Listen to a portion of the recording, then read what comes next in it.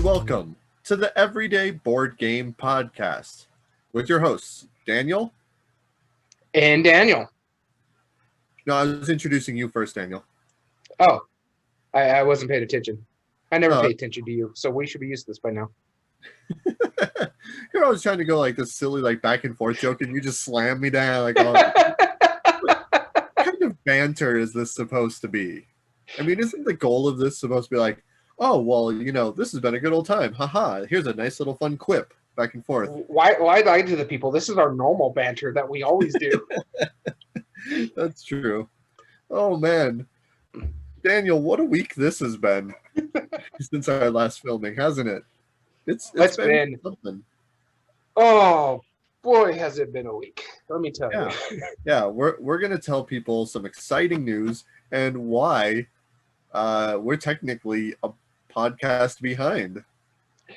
Yeah, we didn't record an episode last week. We got one in, and it hasn't even released yet on YouTube or the Podbean or the podcast forms of it yet. And we'll explain everything here in a little bit. Those who are the audio and video listeners, yeah, this information is going to be a little late, but if you're, you know us, you'll know why here in a little bit.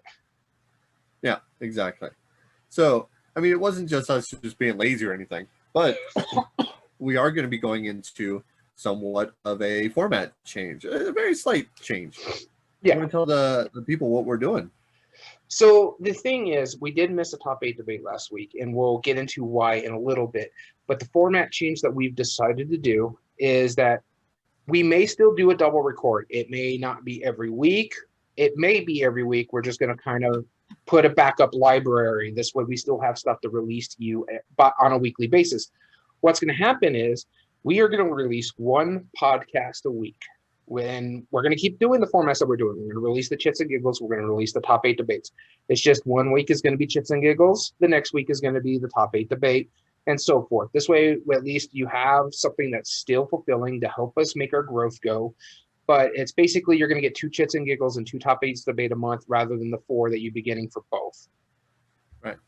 And, you know, in my experience of listening to podcasts, I've always found that, like, I kind of agree with this because an hour and a half podcast is a longer podcast, right? Mm-hmm. Unless you're like a really diehard podcast listener, maybe one a week is realistic. Like how often, and even then I don't listen to them that often just because they're so long. You know, I just don't have an hour and a half to give to listen to something. I listen to them all the time. So, but again, mine are by vary. Some are board games, some are sports, some are this or some of that. So, and most of them tend to average an hour, maybe an hour and a half is pushing it. Unless you're listening to like Rado, who releases a 3-hour podcast once a month.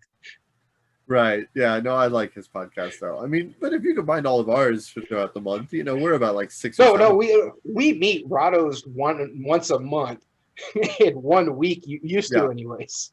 Yeah. We do it. We used to do it every week. Exactly.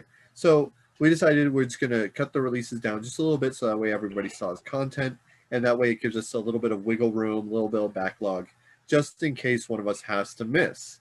Mm-hmm. Speaking of missing a filming date, let's talk about what happened.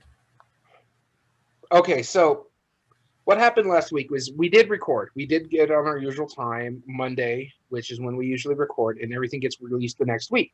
Well, this past Monday, we recorded late, mainly because you've been working late all last week. And second, we tried to get back on to record the top 8 debate, but we ran into some issues. One, again, you were working late and you had a lot of work to do. Sure. But both of us got vaccinated. You got your 1 shot and I got my 2nd shot, and both of us were hurting bad. Yeah. I got mine on Monday, and so it hit me on Tuesday. You got yours on Tuesday. It started hitting you on Tuesday, but Wednesday was your bad day, and Wednesday was my sort of recovery day. Right. Yeah, no, it was intense. Like, you hear like the stories of where everybody's like, yeah, no, I feel pretty good. Just like had a sore arm. That's about it. It's like, oh man, I can't wait to only get a sore arm. Yeah. My arm felt great. Did not hurt at all. Every other side effect though, got the whole gamut. You listed it like on the website. I probably had it. It was very. See, here's the thing. I got the sore arm, and to the point, it was my 2nd shot. It was the Pfizer shot. Mhm. To the point, I told my wife, and I was telling you this before we started recording, it hurt so bad, and I got into my left arm. I couldn't tell if I was having a reaction to COVID or was having a heart attack. That's how much my arm hurt. Luckily, it was fine. I found out that I had a swollen lymph node that was pushing on a nerve. That was part of the problem. Yeah. Because that's one of the reactions you can get to the shot is you can get a swollen lymph node. Mine was underneath the arm that I had it in, so it's just I was in a lot of pain. Right. And I had a little bit of fever, but it was just the pain. I probably had other symptoms, but I wasn't concentrating on that because my arm was killing me. Right. You didn't even notice it. But hey, you and I, as of next week, we're going to be fully vaccinated and we're going to be feeling good and ready to get back to a little bit of normal life for a little bit. Yeah, no, I'm looking forward to it. Of course, but we're not going to be advocates for it. You know, this is not a political or like medical podcast or anything like that. We're saying if you think you need it, you should get it. If you don't, I do well, recommend it, especially for people like me who are bigger, have more health problems. It's safer for you in the long run to get that. Yeah, exactly. So, because of that, I was definitely out of commission last Tuesday because I remember I was feeling pretty good, feeling great throughout the day. In fact, I'm going to jump into what we've been playing as my transition, because while I was at the wait to get the COVID vaccine, I'm allergic to a certain medicine. So they asked, they're like, "Oh, well, do you have any allergies to medicine?" Said yes, told them which one, and they're like, "Great, so you need to wait 30 minutes instead of 15." Okay, that's fine. I mean, I get it. And it's not just like oh, well, I get like slightly uncomfortable when I get a certain medicine. Oh, like I could die. So I don't blame them. They made perfect sense. And I actually got to see a couple of my old friends who are in the army that I haven't seen for a while. Okay. Yeah, exactly. An old gamer that played at the shop with us. His name is Peter. He was there distributing shots as well. And okay. I haven't seen that guy in years, or it seems like years. Years. More than a year. 2020 lasted 10 years, so. Yeah, it seemed like years, right? But I hadn't seen him in forever, and so that was really good to see him. And me and the wife were waiting, and we were having a good time. So I jokingly told her, I was like, well, while we're waiting, why don't we play a board game? And she said, sure. I was like, wait, really? So guess what we've got to play? Well, you're waiting 2 players. I don't know, Terraforming Mars? No. No, we played Carcassonne on the app. That app version is a really good version. They finally fixed some of the colors. So like they used to have like the purple and blue were like the first 2-player colors at default, and it was so dumb because they were so similar. Now it's like purple and black. So it's much better, much easier to see. Okay. However, the only thing I wish that they could do is that if they would change your picture, your little icon avatar, so it's not just like, oh, this blank silhouette 1 player's turn, this blank silhouette 2 player's turn. Like you would have to remember your position on it, and it was, I don't know. It's a minor quibble. The app is phenomenal. Other than that, we had a blast. I beat her. Haha. And, well, I played against you. You're a jerk. You cheat. Yeah, I decided, she was in punching distance of my arm, so I better not anger her too much. So it was pretty close. It was a pretty simple game. That was my first game that I played, Carcassonne. What have you been playing? So the first game I played, I mentioned it last time we recorded, and that was Gloomhaven. Actually started this up again with my wife, and we were having a really good time playing it. We played 2 scenarios, 1 on the main story, and 2 something we unlocked that I've never seen before when we first played it. It just randomly happened, and we unlocked it, and honestly, I had a good time enjoying it. I do have to say this, though. After playing Gloomhaven Jaws of the Lion, I really, really missed the scenario book where the map is the book, because trying to go in between 2 scenarios and be like, okay, I got to find this tile and I find this tile. When I'm playing the Jaws of the Lion, it's like, boom, set up, ready to go. Just put the enemies out there. We're good. This one, I'm like, okay, I need M1A, J2B, K7, 8, 9, 10. It's just, there's like, I got to pull this, then I got to set all this up. And it's, it can be overwhelming at times, especially like with Jaws of the Lion. I could play 4 or 5 scenarios and it'll still be a good couple hours 4 or 5 hours it can be at times. If you give a scenario an hour at a time, we could still jump right into the next one once we're done. This one, you stop, you got someone has to go do something else or help pull things out and get everything all set up, and it's another hour before you even playing the game again. So as much as I like Gloomhaven, just the setup from Jaws the Lion is so much easier. However, the gameplay is still fun. We're having a great time playing it, and it's really nice to play this beast with the wife, and she's like, hey, let's bust it out and play it. Yeah, you don't have to just pre-schedule it. You can just be like, all right, well, this will be our Gloomhaven day. But, you know, if you happen to want to play some more, let's bring it out. Let's have some fun. Yeah. Like, I'll be ready in an hour. So, yeah, it's a good time to play. And it's, honestly, I'm really enjoying the 2-player aspect of it and having fun with the wife. So, very cool. Now, the next game I was going to talk about, I'm pretty sure I brought up before. Have I talked about 5211? Yes. Okay. I got to play that with a friend of ours and his mother, and we played it. And this is the first time I played it without my kids. Not that I don't like playing with the kids, but it seems very specific, and it seemed like my kids probably wouldn't enjoy it as much, just because there's like a lot of intricate ways to like trigger things from being discarded. And we played it, and man, I forgot how fast that game was. It's like a 15-minute card game. Excuse me. And you all right over there? Yeah, just allergies. But yeah, it's a really fun game, and I like the Azul aesthetic. I'm not going to talk about it much more than that, but I did play 5211. It's really neat. Have 5 cards in your hand, play 2, draw up, play 1, draw up, play 1. That's it. The name of the title tells you how to play. So I highly encourage people to play it in the future. It was really enjoyable. Yeah, that's all I have to say about it. 5211. Cool. Sounds pretty good. So the next game on my list that I played is one you've actually mentioned before. 5211? No. Carcassonne. Outfoxed. Outfoxed, yes. So it's a nice little deduction game. Had a great time playing it. A little lucky with the dice rolls, but again, it's something that you need to do. But as I was saying about Outfoxed, it's a nice little deduction game. Really simple, really cute game, honestly. I like the dice rolling as much as the next person, but it is kind of fun. It's Yahtzee rules. You roll 3 dice. You're trying to get either clues to move and find a clue, or excuse me, or trying to reveal some suspects. This way you can either eliminate them or, okay, this guy looks shifty over here and he's matching some of the clues that we have. So let's find out what's going on, or he's eliminated because of the clues.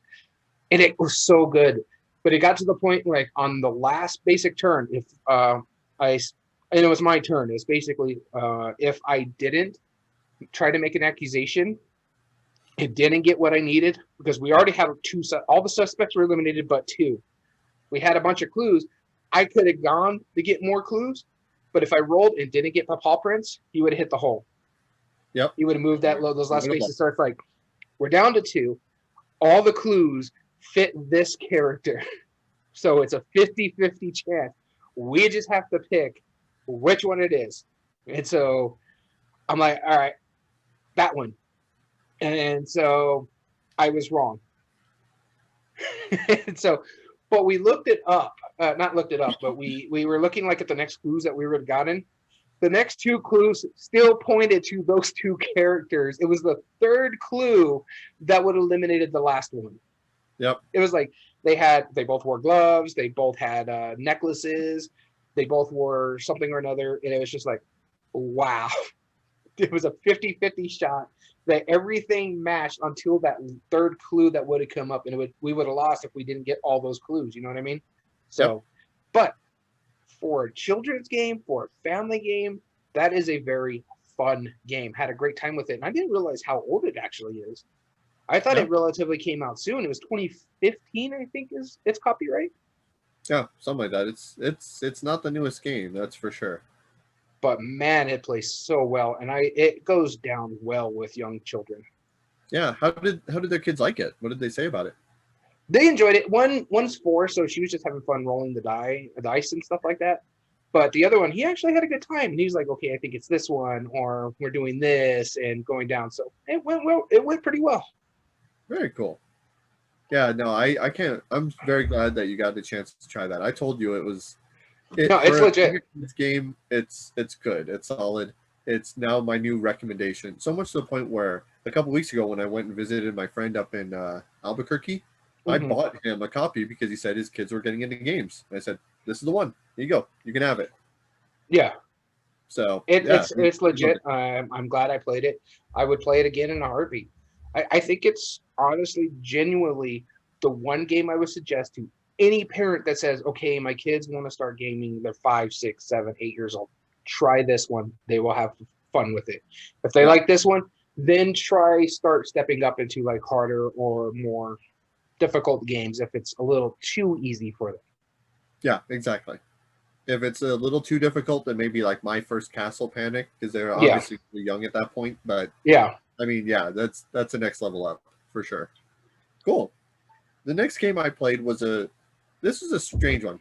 This was a game that was handmade up in uh, up in Santa Fe, Mm. and it wasn't the penny drop one that I was telling you about. It's a different game. It's a game called Tiger and Egg, and this was made by a toy store, specifically the owner of the toy store. She makes games, and I was like, okay, I like supporting local artists.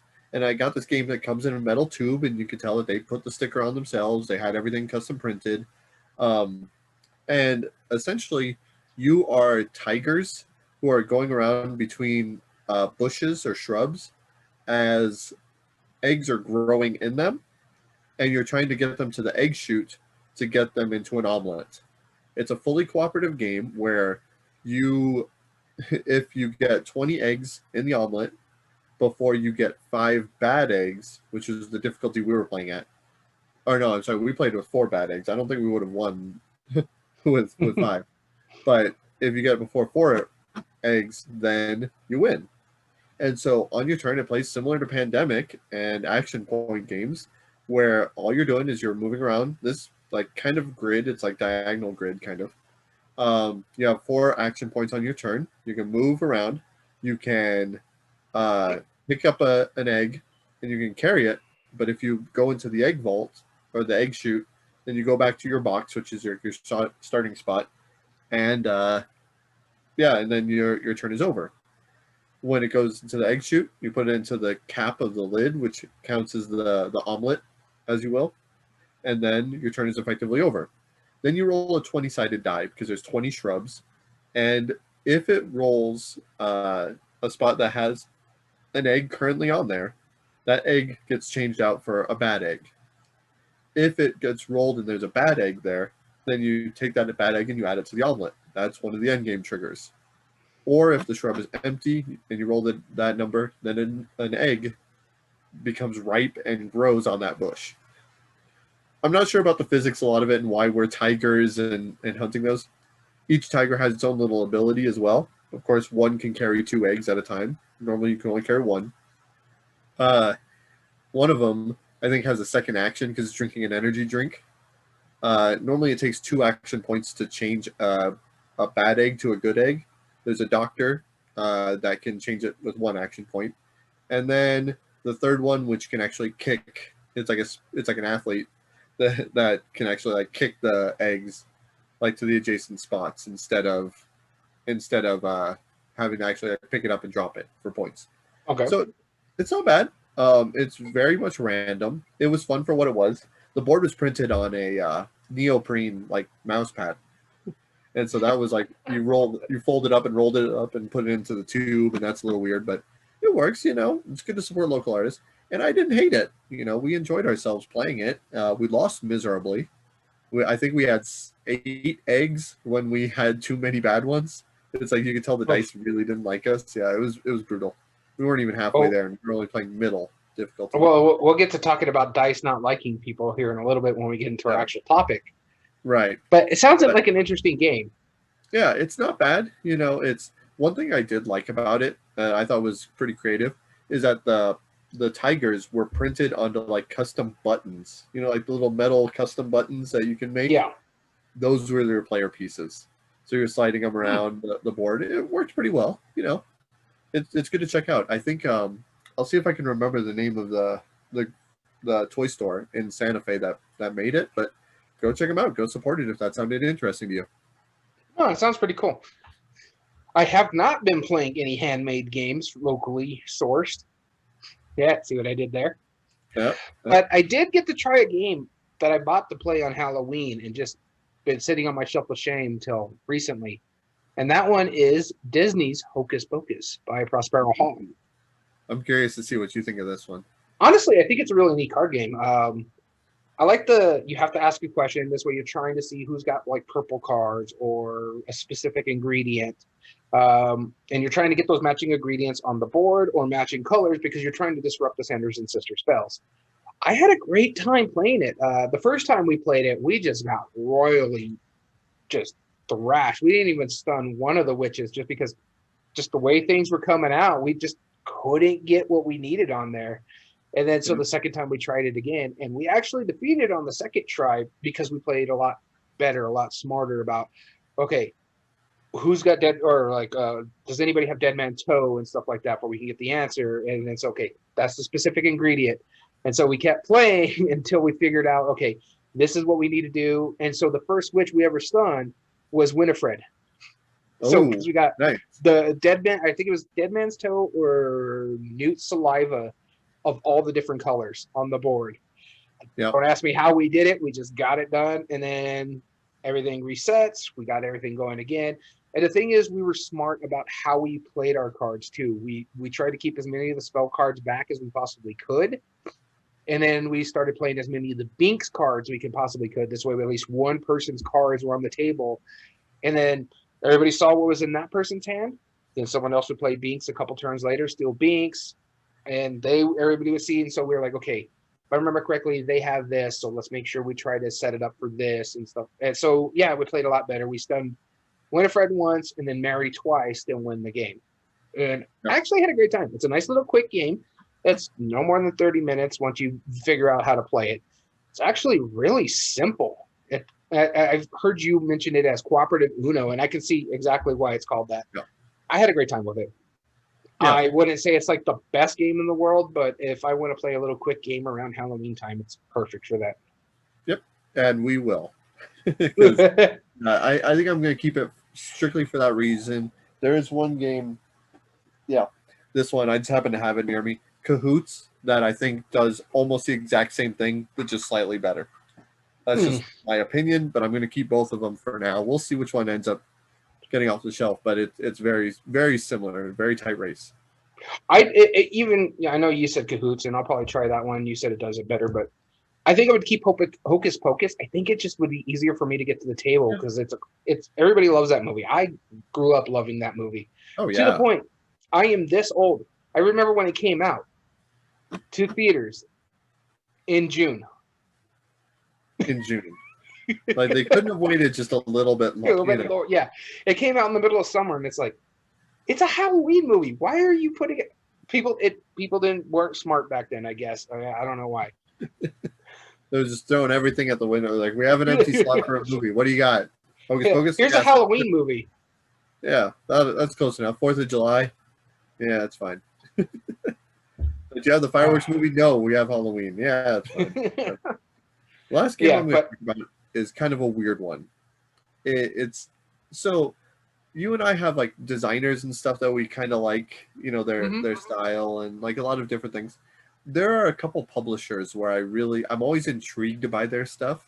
I'm not always like convinced by how they are, but I'm always intrigued by it. And that's Oink Games.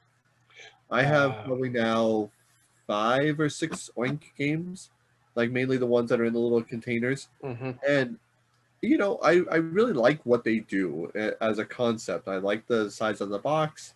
If the game is good, I'm willing to try it. It's one of those publishers I'm always willing to try. It's not my favorite by any sense, but I'm always willing to try. I found one on sale at Barnes & Noble called Mr. Face. And had it not been Oink Games, I would not have bought it. But it was only like $5 or something. So I was like, okay, let's try it. And it's a game where it's one of those standard party games where you have one answer that you have, and you have limited information, kind of like Just One or like Codenames or whatever. and you have to kind of convey that information, and then everybody else kind of or puts in a card that they think matches it. You mix it up and then reveal it, and then everybody votes for which one they think is the right one. You know, So standard Dixit. party game style. Huh? So Dixit. Yeah, Dixon. Yeah, exactly. Except the way this works is, first off, all of the cards are like more like statements, like expressionful statements, like "How did that get in there?" or "I'm so sorry," or "Please," you know, and they're all written like as dramatically as you think, like "Please," you know. And the other components, you have a board that's made up of 4 quadrants that make basically an emoji face that's yellow, like it's an oval, and you have a bunch of weird bits that are. How the heck did they get that in their little card pack thing? It's close. It's a tough fit, but they have so many bits, probably about 50 pieces that are circles and or like half circles or lines or different things that are black on one side, white on the other, and you have to use these pieces to build the face that you're trying to convey the message. So, for example, if I had, like, "I can't believe you did that" as my card, I have to make that expression using these face pieces. It's really strange.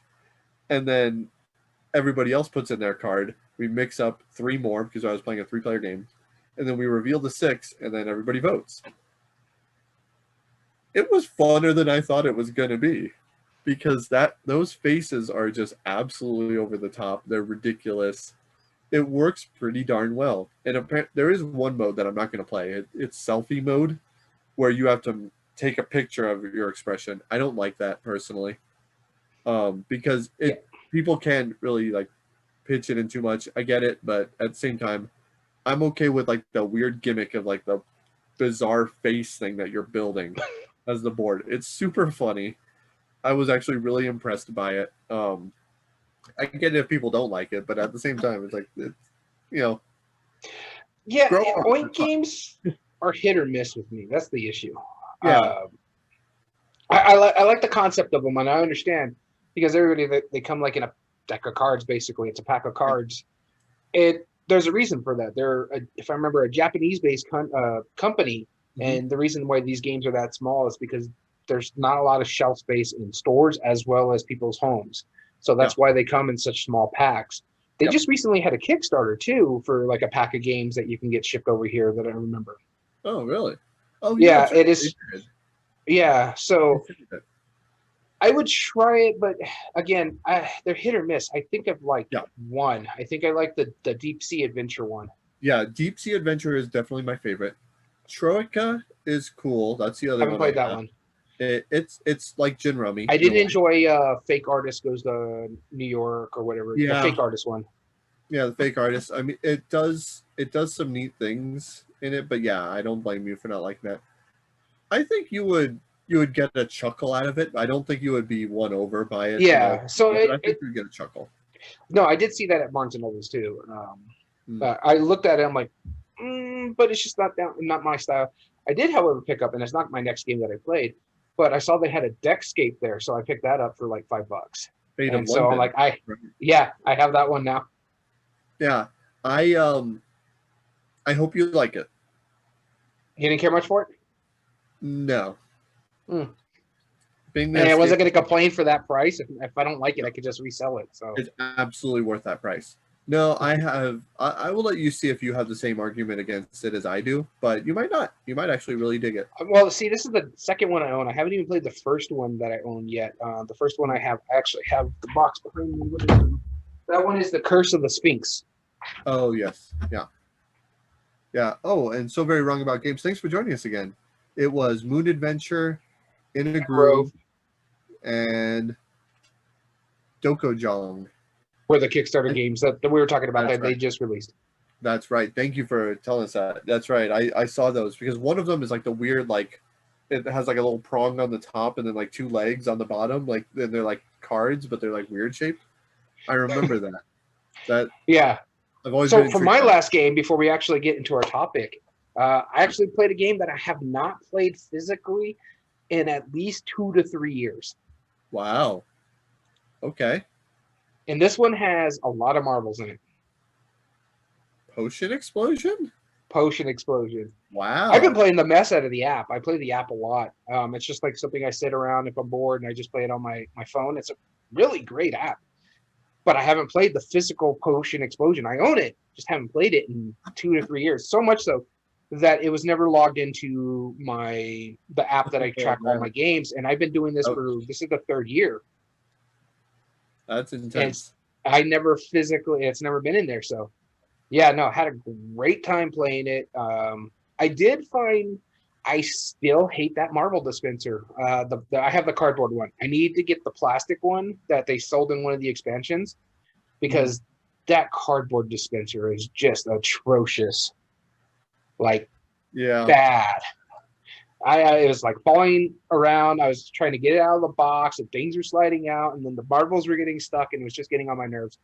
But other than that, the game is really fun. Had a great time with it. I noticed that, because I'm so used to the app, how slow it can go because you can't really, okay, I'm going to do this for my next turn because you have 2-3 other people ahead of you. So things change as you're playing.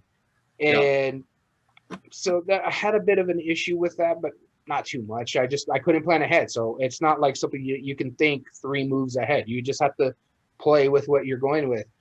And I've learned, I actually won the game and I played a lot with the negatives. I was like, okay, I'm going to do this where I can pull this because I know I can do this explosion and then boom, boom, boom. And to negate the negatives, I started getting a lot of the high powered or the high numbered potions just where I can negate some of those negatives and then pull my cardboards that I needed. And I had a great time with it. It was fun. Really enjoyed it. I'm going to keep it for now, but honestly, I don't know. If it goes another 3 years, it's not staying on my shelf. Yeah, I don't blame you. There's one fix that I found to that, and that's what Gizmos does. Their dispenser, it isn't just a tray that's angled. It's more of a funnel shape, and they still get jammed just the same. But reaching your hand in and just kind of going like that fixes it. You have to like tap the thing until the marble's on jam, and then. Like when you're trying to pull a marble, they try to push into the other roll, so they start pushing up the other marbles and that, and it's just like, I just need to get the plastic one, honestly. If I can find that expansion or have a friend with a 3D printer. Who has that though? Which friend of yours has? All of them. All of them. All of them. To the point. Okay, before we get going, how I mentioned Gloomhaven earlier. I have so much 3D printed stuff for Gloomhaven because everybody knows I love that game that I had to go buy a chest, like a small chest from Hobby Lobby that I store all that in because like one friend made me stuff for like the bad guys, another one has made me like terrain pieces and some things where you can keep the playable characters that you're using, everything all together. So I have that, and then I have the things where like when you're playing the game. That you made me that you set up where you have like your place for your cards and everything and the slide your thing under it. So it's just like, I'm just going to go get this thing. And now I'm like, I got to stain it. I got to put a handle on it. You should have somebody 3D print that box for you. It's just, but I need to buy myself a 3D printer. That's what it just comes down to. I'm the only one without it. But Father's Day, that's when I got mine last year, and it's a really good deal. That you can get a good 3D printer for like $200, and that's it. Yeah, no, look, I'm thinking about it, but I'm just like, that's $200 I can use for a board game. So it's just like that kind of build stuff for the board games I already own, or you can 3D print board games too. Just saying, there's some good ones out there. You ever want to play Hive? Technically, you could do that. You could print Carcassonne. Catan, all of them. Nope. We don't condone that, people. I'm just saying, if you want free board games, there's ways. We don't. I don't think I've actually printed a board game. No, I did one. I did one that was actually made as a 3D printed board game. It's called TARDIS Run. It's the only one I printed, and it was a gift for somebody. So nice. I don't even have that one. Yeah, all right, you ready to get into our topic? Absolutely. So. What is our topic this week, Daniel? So, hey, We said we were going to do it, and we're going to do it. It's the compare and contrast. This time we're going actually kind of a bit of old school because these games have been around for quite a bit. This one we're comparing the two biggest, I guess you could say, action point games of recent memory outside of Horrified, and that is Pandemic and Flashpoint Fire Rescue. That's right. And I think like right now, there was a long running joke over this past year how people they're like, nope, don't want to play Pandemic anymore. It's a little too real. This might be an option for you if you actually do want to. If you want to get that pandemic feel, but don't want to be living through a pandemic. That's right. Awkward pauses. We both take a drink at the same time. That's good planning right there. All right. So in our compare and contrast episodes, what we like to do is we take two games that are often compared in the industry. And if you like one, we want to compare it. So that way you can first off see if you would like the other one. Or if you're on the fence about either of them, this should hopefully help you decide, even if you want any of them, which one would fit your style. So with that being said, how do we want to get this started, Daniel? How about we go through what we like about Pandemic so far? Because that's the big one. That's the one everybody knows, I guess you could say. A lot of people do know about Flashpoint, but Pandemic is the more known one because of the legacy. I think has really helped it too. That's right. I think Pandemic is actually a really interesting game, purely on the basis that, Pandemic, it's a smart game. You can't just play it and assume, right? It's a really smart game. There is some deep strategy to it. Sometimes you're beholden to that, but really what it is, it's a thematic Euro game. You do feel like you're mostly going around the world, sending your players, trying to treat diseases that are just going rampant everywhere. You're never in the right place at the right time because there is no good place in that game. And you're trying to cure 4 diseases before the world gets overrun or you have too many outbreaks. I think it takes a very dark theme and makes a very light tone with it, which is good. It makes it palatable. Especially at that time, now that people's lived through it. Yeah, well, I mean, but still, like, I'm not against. I've been playing Pandemic Legacy Season 1 or Season 0 lately, and I enjoy it. Sure, I've just lived through it, but at the same time, it's thematic, it's fun, and I think my favorite part about Pandemic is how it escalates. I think that's absolutely brilliant. It quite literally using escalation cards. The game gets harder and harder the longer you wait, because you can potentially just mitigate it indefinitely if you're not very good at playing. But there are multiple ways where, it starts off easier, and you're like, okay, yeah, let's clear off this disease and let's clear up that, and we're good. It's easy, And then suddenly out of nowhere, you're like, oh wow, we forgot about Asia a little too long, and it starts building up, and it accelerates because of those escalation cards. I think that's the best part about it. That's what sets it apart from other cooperative games. I'm going to compare it to the Tiger and the Egg game that I played this last week that we just talked about. That game, at no point does it accelerate. At the end of your turn, you roll a die. That happens. Nothing ramps up and nothing gets harder and harder, which is what I think is brilliant about the Pandemic design. And most co-op games, I don't see that happening either. It doesn't just get harder. Well, there is one other game that does something like that, and we're talking about it, and that's Flashpoint Fire Rescue. There is the escalation in that if fire hits fire, depending on which version you're playing, there's different types, because there's 2 versions of Flashpoint Fire Rescue that you can play family, where the escalation is kind of like the Pandemic, like if this happens, then this happens, and you start exploding and stuff like that. But then if you're playing the experience version, and both of us to do some research, watch the same video of the tabletop version of it. Yep. And we saw what that escalation is, because I've never actually played the experience version. I've only ever played the family version of Flashpoint. So I never actually saw how bad that can happen, where, it hit an ignition point. Boom, explosion happens, or you have these exploding bad chemicals there. And so, Flashpoint has that as well. One of the few games that does. Yeah, yeah, exactly. So that's one of the reasons why we're comparing them, because they do share a lot of similarities. Let's talk about the similar. Oh, you didn't actually bring up what your favorite part of Pandemic is. My favorite part of Pandemic is I love, and this is going to be a little off topic when I'm talking about like the game itself, but I love the graphic design of Pandemic. I think it's one of the best designed games out there where like, okay, this does this and it connects to this. This does this. Oh, okay, this happens.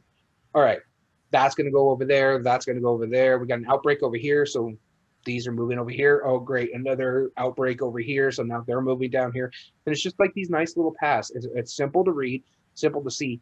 And I have to say, it does it a lot better than Flashpoint Fire Rescue when it comes to that. The escalation part of it and the graphic design part of it, it's easier to read. And I have to say, that's my favorite part of it because it's like, I can move here. This is where I know I can move to because I'm a boat, or I can use my car to fly over here. And it actually helps people learn geography. Hey, here's some cities over here. So I do like the graphic design a lot in Pandemic. And that really is my favorite part because it's so easy to read. It's easy to get the concept of it. Now, we should clarify also, we're talking specifically about the second edition. Second edition. Okay. Yeah. With the better art. The one that you can actually get. Yeah. Exactly. For a relatively decent price. Right. Exactly. And so, what about your favorite part in Flashpoint?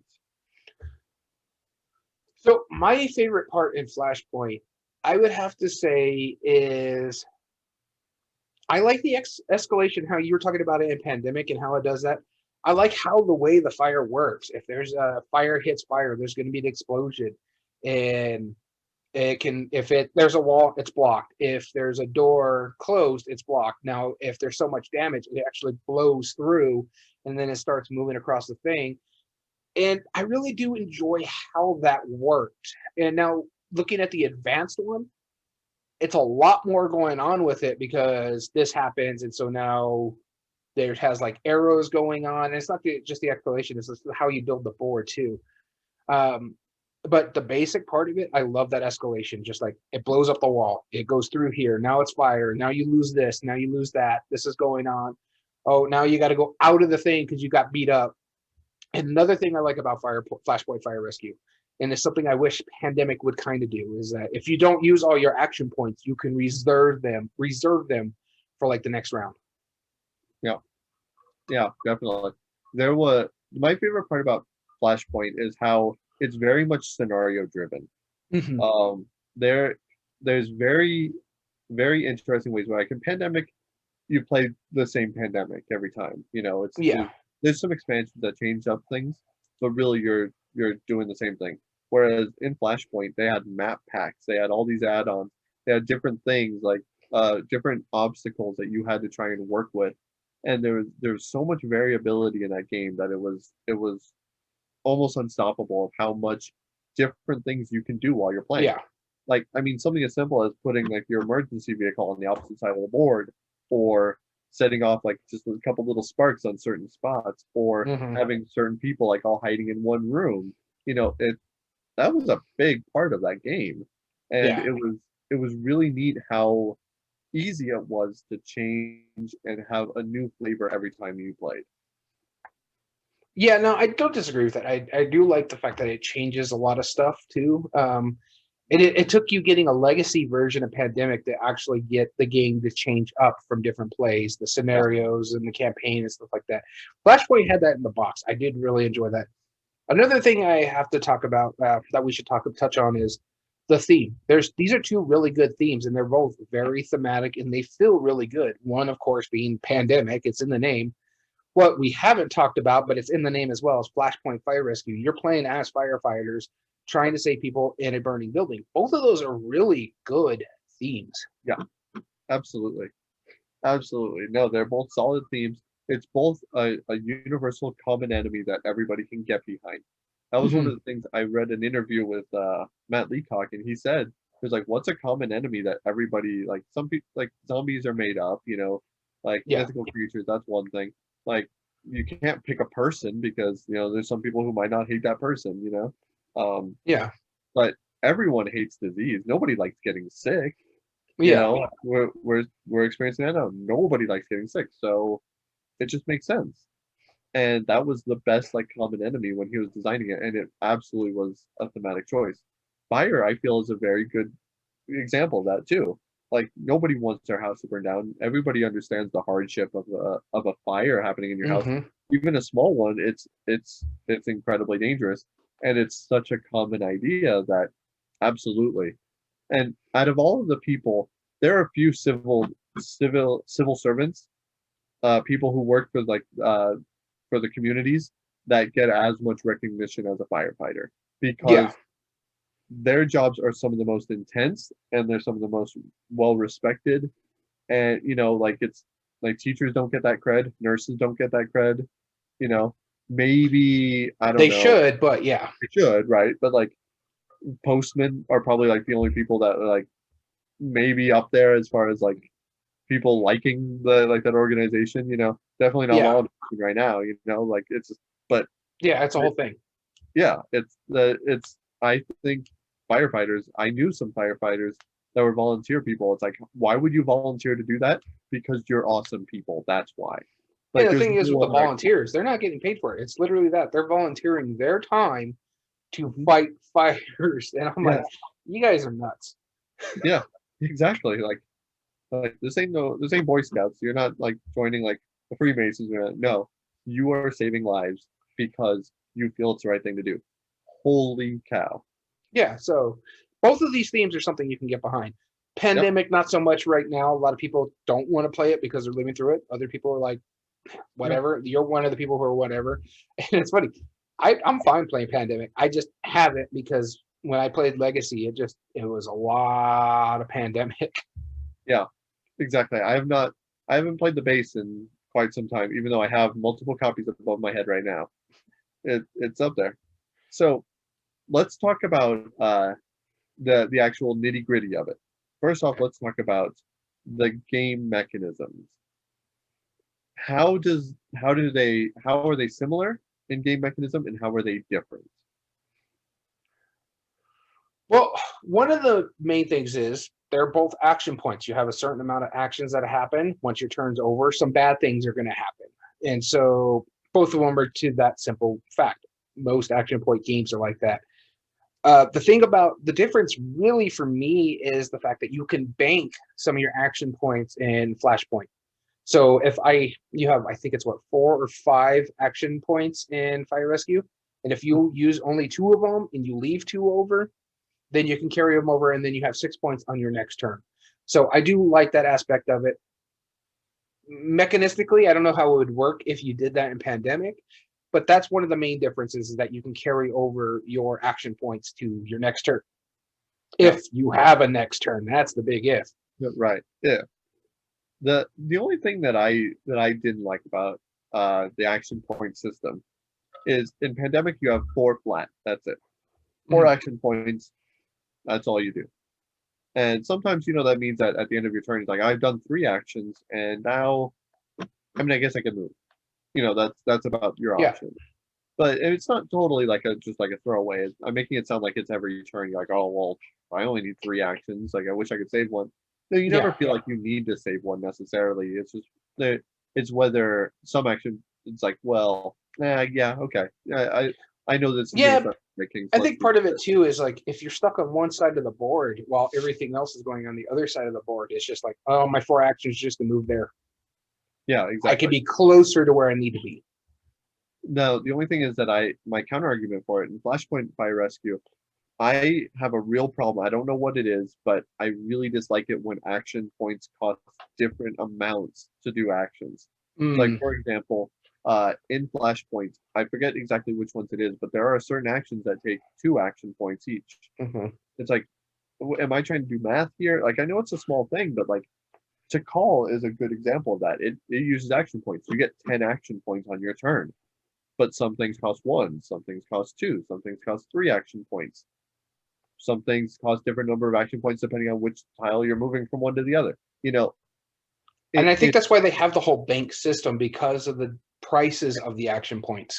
Exactly. Yeah. It's like I'm never going to be able to do I'm never going to be able to do 3 of the action points that cost 2 each on the same turn. You can't. But if you bank it, you can. I don't know why that irks me so bad. It is. I'm probably one of the minority in that. But seeing action points like having different values per action, it functionally it makes perfect sense. It's just I've never been a fan of it. All right, so my thing is another difference you can have is the escalation. With Pandemic, it's escalations based on the card draws. Not only just what you're drawing up for your hand, but there's some bad stuff in that draw deck as well that can start. What is it called? The actual Pandemic or Epidemic or whatever those cards are called. Yeah. Where it can start setting up. Hey, you draw the bottom card, you put 3, and things happen. Shuffle that card deck, put it on top, and let's see what happens. Yeah, and see, I think that's the brilliant part of it. I don't hate it. I'm just saying that's it, the difference in the escalation. Whereas with Flashpoint Rescue, or whatever, it's the dice rolls. It's the dice rolls. Okay, this is going to load here. This is going to load here. That's how you see the board is dice rolls, and I think the card is a lot easier to mitigate with, not just because like you could shuffle and stuff like that. It's just that if you're rolling a 3 and a 1 every single time, bad things are going to happen. You're going to have a lot more explosions. Things are going to happen, and if it's in that same area, every time you have that dice roll, because it's possible with that dice roll. At least with Pandemic, you have cards that can actually help you mitigate the outbreaks that are happening, like an All Quiet Night, to block another epidemic or a pandemic to happen, and stuff, or outbreak. That's the word I'm looking for. It's outbreak to happen. Yeah. And you don't really get a lot of that in Flashpoint. Yeah, exactly. That's one thing we always say, like, you're kind of beholden to the card flips. Here's why I prefer the cards is that if I see a lot of cards, like let's say North America, let's say Atlanta's flipping over, the New York, then Toronto, and you're getting all these like common areas, that's a hotspot. That's going to be a really big focal point. It could be more spread out, and there will be some, like there'll be some in the Middle East, there'll be some in Africa, but you can plan accordingly. Accordingly, yeah. When that escalation happens, what you do is you take all of the city cards that have been infected, shuffle them up, and put them back on top of the deck. They don't get randomly put back into the escalation. And so a lot of the cards that you've seen are going to come back. And that's why I like it so much, is that you're not necessarily playing with a full deck. Wow, that sounded strange. You're not playing with the full deck of cards. You're playing with technically about like a section that can alter and how they come out, but how those are going to be distributed, and you can work to plan that. Where there's no way that you can control a die roll, which is, I mean, I get it at one point. You don't want to leave fires there, so you want to focus on one fire. But if one's going out of control, then hitting it again, it's going to keep exacerbating. Yeah, it's going to cause explosions, and depending on which difficulty, which we'll get to in a little bit.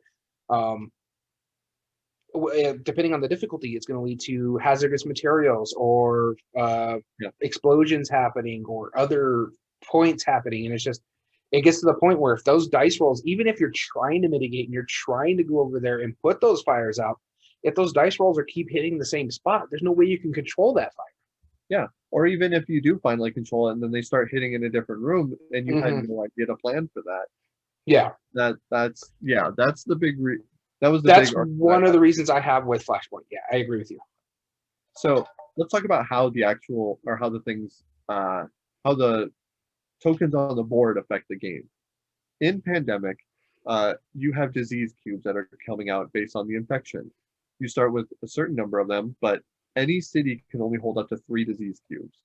If you have a third one and you flip over the card and a fourth one would be added, then instead of adding the fourth one, it has an outbreak, and every city that's connected to it instead gets a cube, which may cause more outbreaks. Mm-hmm. Now, that's very similar with the fire tokens in Flashpoint, because the fire is spreading, and that makes perfect sense how that works. So if you were to have fire added to a spot that has fire already, it still instead branches out and hits empty spaces in rows and columns, which makes sense, kind of, except fire doesn't move linearly like that, which there's no really Yeah. other way that they could have done it necessarily. I'm nitpicking, but that was the thing, is that that's how it escalates. So the bigger Mhm. fire you have, the more problem it's probably going to be, because the die roll is probably going to hit it on there.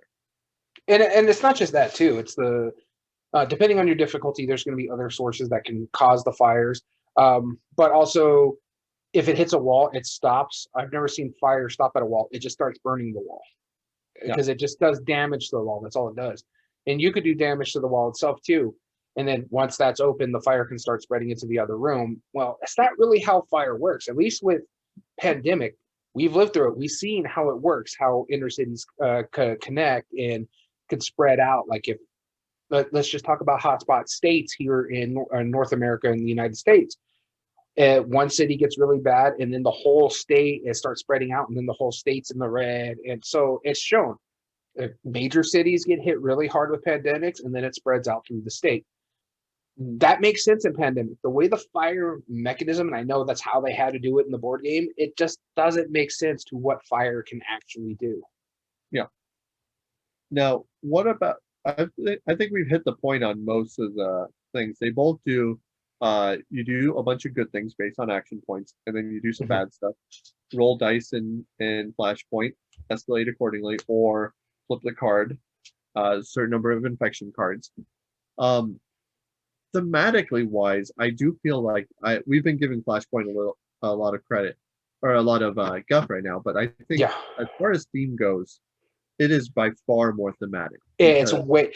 Yeah, one of my cons for pandemic is that it feels very mechanistic more than it does feel thematic. Whereas Flashpoint, you really feel that tension, like, oh, that fire's going over there. We need to get to that special interest to find out if it's a person or not to save them.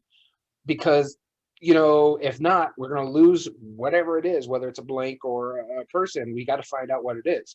And I really do think thematically, Flashpoint is the better game.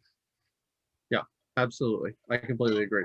Because you're trying to get them to emergency vehicles, you're spending your time moving those over to you. You're dealing with the fire while trying to get to those points of interest.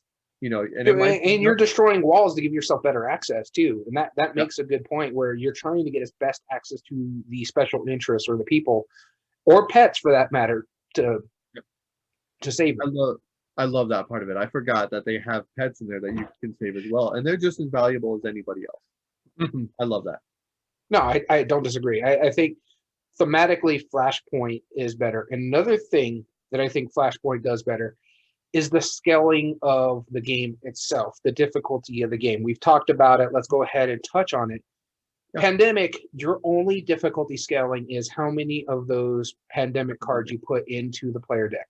You can go from as low as 4 to as many as 6, I think it is? Or 7? No.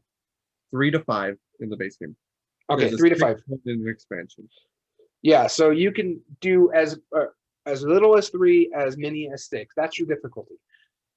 Flashpoint has 2 different versions of playing the game. The simpler family version, which we've touched on a lot more, and plays a little bit closer to pandemic than, say, the advanced version, because the advanced version has a lot. And you can play that with the same kind of difficulty where you make it a lot easier on that difficulty or a lot harder. I think it's adventure versus heroic or something like that. And that one, you have the chemicals that we talked about. You have the special interests that are blink. Well, they're actual chemicals, so they can start more fires. You actually use the player abilities in the advanced version. So you have a chief, you have a gunner, you have not a gunner, but a hose sprayer. You have a medic. So, and you got to actually get the people to the paramedics to actually rescue them rather than just out of the building in the basic. Leave them in the street or something. Yeah. Yeah. So when we're talking about like the thematic earlier, the difficulty when you're playing the advanced one just makes it even more thematic as you're playing it. And so I have to give them credit with the difficulty level. You can play it really easily with family, or if you guys are really, really comfortable with it, you can start going into the more advanced version of it. Absolutely. Very cool. All right. So now let's talk about components. because this is always a fun one. Hmm. They both have obnoxiously thin boxes. They really do. They really do. Yeah. If you look up here above my head, you see there are multiple thin boxes. Those are all pandemics. I don't own Flashpoint anymore, but it was in a pretty thin box. It wasn't as Hmm. thin as a pandemic, but it was thin. I remember that very distinctly. Yeah, Okay, no, the I boxes don't get it. themselves, they're okay. They're not the best in the world. The one thing I do have to say that Flashpoint has over Pandemic though is the minis. The player minis compared to the player pawns, which is like, I don't want to play sorry. At least give me a meeple or something in Pandemic. Right. What is with these pawns here? Yeah. At least with Flashpoint, you have like a little mini to play your character as. And the ones that I saw on tabletop, I wish I had those painted ones. Those look cool. Yeah. No, they were fun. There is another advantage that Flashpoint has over Pandemic is that the boards are double-sided. Yeah. And so you have two very different boards. And Pandemic, you're always going to have just the map of the US, unless you're playing one mini version. You have a centralized map, but it's Well, essentially the same thing. I think there's a reason why they're the two boards for Flashpoint is because for the advanced in the regular difficulty, there's not Right, it's not as busy for right. the family version. So, but with the advanced roles, you have to use that other side because it tells you how certain things are supposed to be loaded on the map. Yeah, exactly. No, but then the expansions later on had Hmm. variable side Yeah, boards as yeah, well. Like in Pandemic, they've never sold technically a board. They've sold add-on boards for expansions, but they've never sold a new board because there's no other map of the world, right? yeah, Other than different versions. Like you have the Cthulhu, which is a different map, sure, but it's like you have variations like that, but it's not quite the same. yeah. I do have to say though, component wise, I think Pandemic is better when it comes to like the stuff that you feed on the board. The cubes are much nicer to look at Mhm. than say the cardboard chits that get loaded on the board for Firepoint. Not to say the art is bad in that on those. It's Yeah, just you got your plastic cubes. Just that they have a more better feel to them than just cardboard. and also they do something really good with the cubes is that they're four different colors of cubes and they're transparent cubes, which is always risky for Hmm. people like Daniel and we always bring this up. We're colorblind, but they do a really good job of having that contrast in there, Yeah, so you know which one is good for that. yeah, no, and they do a really good job on that. And another one I mentioned at the very beginning is I think the graphic design is a lot better in Pandemic. Mhm. It's just a lot easier to read, especially when you're playing the advanced side. Flashpoint, there's just so much on there that's like that you got the dotted lines and the little squares that you can actually be. And then if you're playing the advanced side, where things have to get loaded onto the board, you have to follow the arrows if something's already in that spot, and then the arrows Yeah, can point all different areas. And it's a lot more difficult to read with everything that's going on the board. And that's not to mention all the tokens that are on the board too.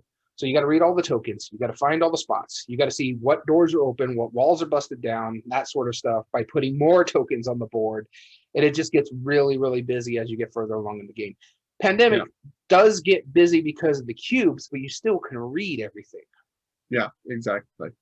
I completely agree. It's a little weird, but at the same time, yeah, there's so many tokens, so much to deal with.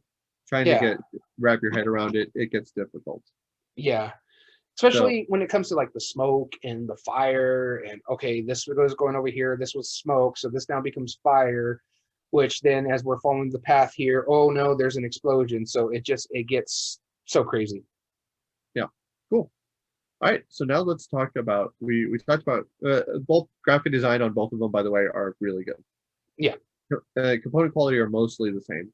yeah, Um, graphic design, they're both solid. I do prefer Pandemic better though, as far as yeah. graphic design goes, just slightly. Now let's talk about. We've talked about theme. We've talked about the mechanisms. We've talked about the game. Who do we feel that these games are for? Who would you All right, what kind of person would you suggest each of these games to? so for my picks here, if you're a Euro player, if you like Euro games, Pandemic is the game for you. If you're someone who likes terraforming Mars, or, and I'm only saying that because I see it behind me, but like those mitigating dice rolls, not as lucky, Pandemic is the game for you. If you're someone who likes theme, a very thematic game, then I say you should try Flashpoint Fire Rescue. I do also have a caveat here. If you're a family that play together, like you have younger kids, 8, 9, 10 or so, I say Flashpoint would probably be the easier one to get to the table with the kids, because they're getting to be firefighters, and a lot of kids want to grow up to be a firefighter and stuff like that. So I think, especially with the family rules, makes it a little bit easier to play with younger audience. Cool. All right. Yeah, I do agree. There's only one thing that I would have an argument against, that is that up above my shoulder here, you see a game called Hot Shots. It's a firefighting game, and it's not fair to compare the two other than the theme, but they're both co-op games. They're both use dice rolls, and they're both about fighting fires. Mhm. And what this game does, as far as firefighting, makes far more sense than Flashpoint. Mhm. And not to put people away from Flashpoint, it's a fine game, but I feel like Hot Shots is an easy replacement for it, where I don't think there is any replacement for Pandemic. Oh, I have one right. It's right on top of Hot Shots. Well, no, I know, but like I'm talking, if you want something that's a very similar game thematic wise, I don't think that. Well, if you want the Pandemic theme, then yeah, there's nothing else like it. But I'm talking about, if you just want a game that's mechanistically just the same as Pandemic, then it's the one on top of Hot Shots above your shoulder. Horrified, right? Exactly. So if you want something that's a different mechanism, and you want like a new flavor of Pandemic, and you've grown to like Pandemic, then Horrified is a perfect transition from there. Maybe that's why these are so close to each other on my shelf over here. So now let's talk about expandability and what these games have done for the hobby. Let's start with Flashpoint. I never played any of the expansions for Flashpoint, so this is going to be something that you know more about than I do. Okay. Well, I mean, so while I'm talking about the expansions that I'm aware of, go ahead and pull up a list of that on Board Game Geek, and we'll compare some of them. But I do know that they made multiple expansion packs for different maps and boards, different kinds of buildings, not just residential, but they've also had commercial buildings, as far as I know, and very different thematic flavors to it. And I know there's also different obstacles that they've created as well. Do you have a list of the expansions up yet? No, I'm barely loading Board Game Geek. My internet's running really slow for some reason. All right, well then I will check it out. All right, here we go. Quick, because I do think it's worth noting, like, which there's plenty of Flashpoint Fire Rescue expansions. Well, I'm thinking one of them's like Extreme Danger. Then there's a Second Story I just saw pull up. Where you have a second story, and so that's another add-on flavor. Yeah, no, from everything I've heard about the expansions, they add a lot to thematically, whereas when it comes to Pandemic, I didn't really care much for their expansions. I have 2 of them, or one of them. I know I have the one with this 5th player who's the hidden betrayer, and I know there's another one. Yeah. So just looking at this, there's quite a few. So there's Extreme Danger, which ramps up difficulty and adds new variability. Second Story, which is pretty interesting, honestly. Like, that just alone is interesting. Urban Structures, Dangerous Waters, Honor and Duty. Those are the main ones that they have. There's also stuff like Tragic Events, Veteran and Rescue Dog, Fire Academy Challenge. You have the Extreme Danger Kickstarter bonus pack. Wounded Victims, so they're going to be more difficult. Explosive Objects, that's already a new variable. Fire Prevention Specialist, a new character. Heavy Victim, more difficult to carry. Locked Doors, Hazmat, Point of Interest. Victim with an oxygen tank, and Lightly Wounded Victims. So there's so much variability that they were able to add into the Flashpoint game. Whereas the expansions themselves, you're right, there's not many expansions as far as there's 3 main expansions for Pandemic, Yeah. and there's the new characters. There is the I'm gonna have to try and remember. I have them pulled up here. You got On the Brink was the first one, which is which added viral strains. It added the petri dishes, which are amazing components. Yeah, by the those way. are awesome. And then it has a sixth the sixth bad card. Escalation. Yeah, escalation. Yeah, felt like Porky Pig there for a minute. Yeah, there's and then that was followed up with In the Lab. In the Lab, which adds, instead of trying to just get 5 of a certain disease cards, you actually have to get sets of them and collect samples and send them through like kind of a tech tree to actually cure the diseases, which was pretty cool. And then the last one was State of Emergency. Yeah, which had like birds and variants and some weird extra stuff that was added in as well. I wasn't a fan of any of the Pandemic ones. Yeah. And there was also the one where the biohazard terrorist, who was I think On the Brink. Yeah. Yeah. A 5th player who would play against the players and they would do the bad stuff. Yeah. Which actually used a really interesting like hidden movement mechanism, which was pretty cool. It added in like stuff like the different games where you're actually one player is hidden and moving around. I'm trying to remember the name of the Spiel winner that has that, Mr. X. But yeah, you have that, but you're causing bad things, and there's very few people that I've met that are comfortable playing that side of it. My sister was one of them who was totally fine with it and just destroying things and loved like the causing destruction. But she also doesn't play board games that much and would probably love legacy games for the fact of tearing up pieces. Yeah. So, all right. I think we've talked about this. Okay. Yeah, there's one more thing that we should add on to it, and this goes along with expansions, and that's variations. There's no variations of Flashpoint, but there is plenty of versions. Iberia, Cthulhu, different variations of Pandemic Legacy game, and then most importantly, Legacy. Pandemic Legacy is where it's at. No, I don't disagree. If you want to play a really good version of Pandemic, then play the Legacy because you get a story mode with it as well. Yeah, exactly. So hopefully this has helped you decide which of the games. They're both very good games. As I said before, I got rid of my copy of Flashpoint just because I had Pandemic. At the time, I didn't need both. If you have neither, hopefully this puts you in the right position of which one you want to prefer or you would prefer to get. Yeah, no, I don't disagree. Me personally, I would pick Pandemic. I just think it's a simpler or a smoother game than Flashpoint. But if you like either one or any of these themes, really what you want to play, then pick up whichever one you want. Yep, exactly. So this has been a fun episode. Very straightforward.